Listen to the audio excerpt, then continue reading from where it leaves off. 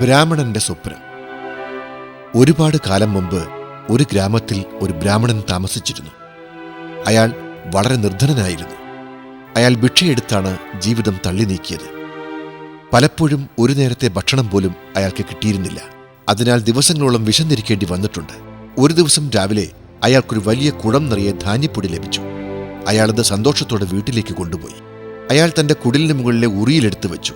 എന്നിട്ട് വിശ്രമിക്കുന്നതിന് വേണ്ടി കിടന്നു.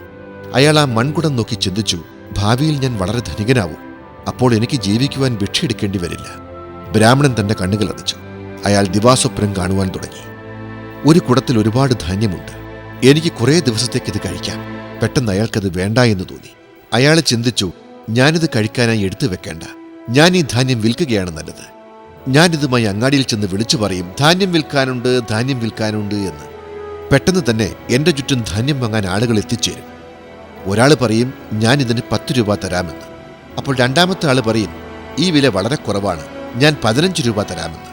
അപ്പോൾ മൂന്നാമത്തെ ആൾ പറയും, 15 രൂപയോ, ഞാൻ ഇതിന് 20 രൂപ തന്നേക്കാം. ഞാൻ പറയും, 20 രൂപ നല്ല വിലയാണ്. ഞാൻ ഈ ധാന്യം മൂന്നാമത്തെ ആൾക്ക് കൊടുത്ത് പൈസയും വാങ്ങും. ഞാൻ ആ പൈസ കൊണ്ട് പുതിയ ഷർട്ടും ചെരുപ്പും വാങ്ങും. ഇല്ല, ഒരിക്കലുമില്ല. ഞാൻ ആ പൈസ ഈ രീതിയിൽ ചെലവാക്കില്ല. അതിനു പകരം ഞാൻ 2 ആടുകളെ വാങ്ങും. ആ ആടുകൾക്ക് നല്ല ഇലയും ഇളം പുല്ലും കൊടുക്കും. ഒരു ദിവസം അവയ്ക്ക് ആട്ടിൻകുട്ടികളുണ്ടാവും. കുറച്ച് ദിവസങ്ങൾക്ക് ശേഷം അവ വലുതാവും. അപ്പോൾ ഞാൻ അവയെ ചന്തയിൽ കൊണ്ടുപോകും.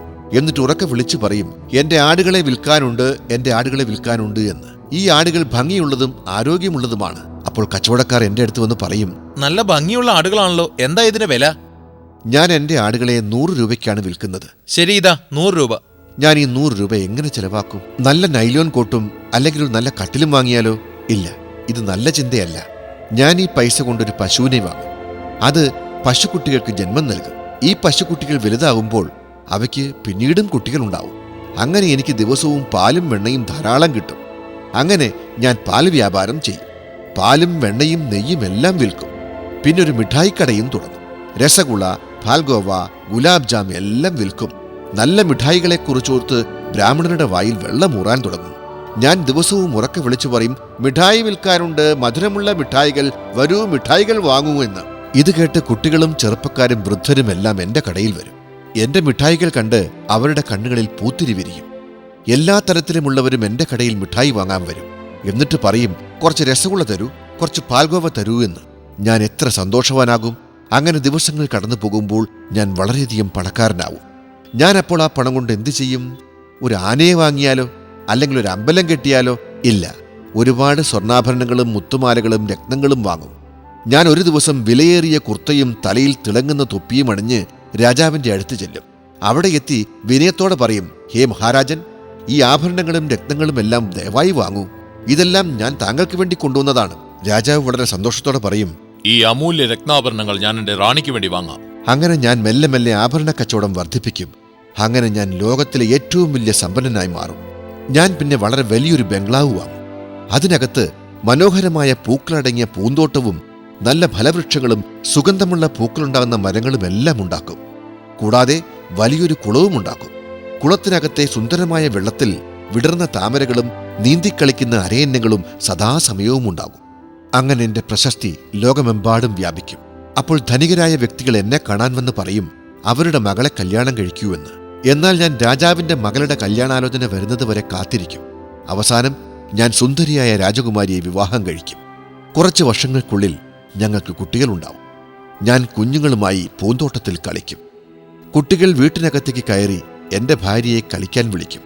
പക്ഷേ അവൾക്ക് ധാരാളം വീട്ടുപണി ഉള്ളതിനാൽ അവൾ കുഞ്ഞുങ്ങളുമായി കളിക്കില്ല. അപ്പോൾ കുട്ടികൾ എന്നെ വിശ്രമിക്കുവാൻ അനുവദിക്കാതെ ബുദ്ധിമുട്ടിക്കും. എനിക്ക് അവരുടെ മേൽ കോപം വരും.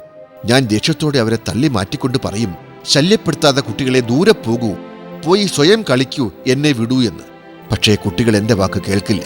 എനിക്കപ്പോൾ ശരിക്കും ദേഷ്യം വന്ന് ഒരു വടിയെടുത്ത് ഞാൻ കുഞ്ഞുങ്ങളെ പൊതിരെ തല്ലും. കുട്ടികളെ അടിക്കുന്നതായി വിചാരിച്ച് ബ്രാഹ്മണൻ ഉറക്കത്തിൽ, പോകൂ കുട്ടികളെ, പറഞ്ഞതനുസരിക്കൂ എന്ന് പറഞ്ഞുകൊണ്ട് അയാൾ തന്റെ സമീപത്തിരുന്ന വടി കയ്യിലെടുത്ത് അറിയാതെ ആഞ്ഞു വീശി. അത് ഉറിയിലുള്ള മൺകുടത്തിൽ കൊണ്ടു. അത് പൊട്ടി. അതിലുള്ള ധാന്യപ്പൊടി 4 പാടും പരന്ന് അവിടമാകെ വെള്ള നിറമായി മാറി. ബ്രാഹ്മണൻ ഞെട്ടി എഴുന്നേറ്റു. സ്വപ്നത്തിൽ നുണർന്ന് അയാൾ നാലുപാടും നോക്കി. അവിടെ രാജകുമാരിയോ മണിമാളികയോ കുട്ടികളോ ഒന്നുമില്ലായിരുന്നു. അയാളുടെ കണ്ണുകൾ പൊട്ടിയ കുടത്തിൽ പതിഞ്ഞു. പിന്നെ നിലത്ത് പരന്നു കിടക്കുന്ന ആ ധാന്യപ്പൊടിയിലും. ഈ കഥയിൽ നിന്ന് നാം പഠിക്കുന്ന പാഠം, ധനവാനാവാൻ നാം കഠിനാധ്വാനം ചെയ്യണമെന്നാണ്.